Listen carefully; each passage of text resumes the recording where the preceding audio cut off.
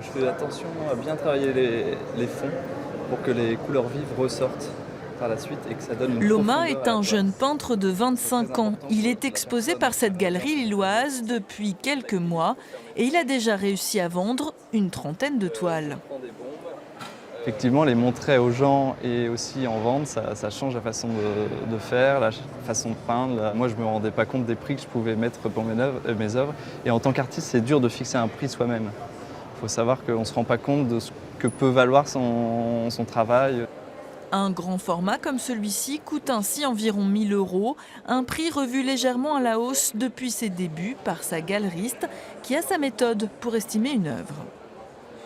Je procède en faisant des petits essais en galerie. Ensuite, si ça fonctionne, ensuite je tente une exposition avec un petit peu de communication autour, etc. Et puis, un peu comme aujourd'hui, après, là c'est le stade un petit peu au-dessus avec l'exposition en salon. C'est ainsi que commence généralement une carrière, mais pour être coté sur le marché de l'art, il faut passer par un commissaire-priseur et une vente aux enchères. On a des repères.